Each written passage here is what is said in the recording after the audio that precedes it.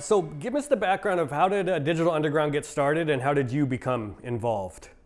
My understanding is that the root and the beginning of the Digital Underground idea started in Tampa, Florida, where Shock grew up, right? He's originally born in New York. His mom's from Brooklyn.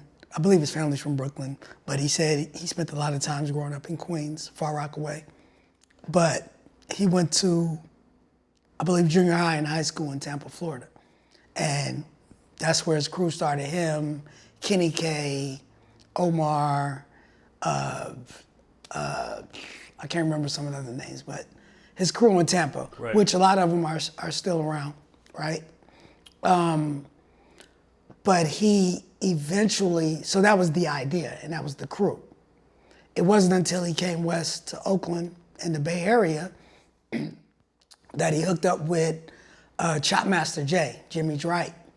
And Jimmy knew a few people in the industry, and through his game and his mouthpiece, he had the gift of gab.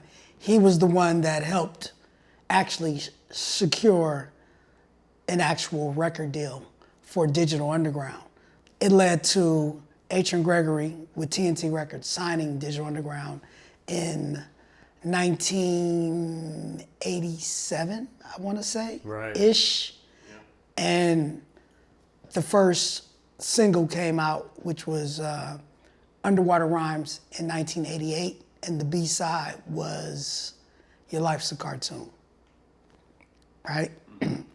And I think you said in your book, if you want to know what direction he was trying to go initially with issues and militant, he said, listen to Your Life's a Cartoon. Your Life's a Cartoon, right? Yeah, because he was still, that's what I'm saying. So from the very beginning, he always wanted to give you this information. And if you really pay attention to Digital Underground throughout our whole career, we always gave you that information. I got to give credit to Kent Racker, who's Shock G's brother.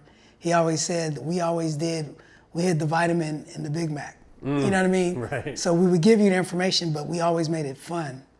But right. we would drop lines here and there or subject matter that if the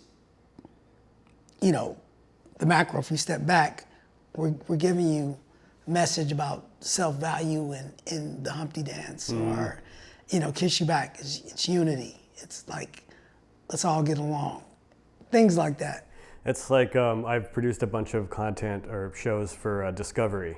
Mm-hmm. And Discovery's mantra, internally with their programming is, entertaining, obviously, but the audience should learn something from every episode.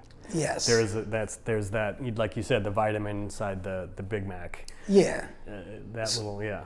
So I think if we were to go through every single Digital Underground single in the first 3 releases, which is Sex Packets, Sons of the P, this is an EP release, I could give you the message from each and every one of them. What was the message of Sex Packets? Sex Packets was, really that was the first safe sex, right? That was a way that we could have our pleasure, but not, remember, 80s, AIDS was rampant, especially in the Bay Area, San Francisco, all of that. This was the first real way that you could have that pleasure without actually coming into contact with another person and risking catching that disease. And I think it was maybe in Jeff Pearlman's book that there was the story about you guys actually, I think Tupac had to do this too, that create actual sex packets that they would give out, like little Ziplocs there was like a condom and like a pack of gum or a stick of gum. And yeah, we did. We had it was called the party pack or the sex pack, right? Sex packets pack. So it's funny that you mention that because we have a show in LA, September 3rd at the Regent. Amazing. At the Regent, LA, downtown. Yeah. And, we have part of our community, we have the noses, right? And, how the Grateful Dead has the deadheads? We got the noses. Amazing, right? The Humpty persona. That's our crew, That's right? awesome. They're part of the Digital Underground collective, right? Right. And they're gonna be there in full force with the Sex Packets and the Party Packs that we used to do back in the day. That's so awesome. at this show is the first time with the live band that we're going to be performing the full Sex Packets album.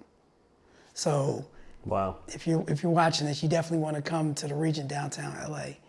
First time that the full album is celebrating 35 plus years Wow. of the release of Sex Packets. That's awesome. So I'm glad you mentioned that. Yeah, guys, check that out for sure.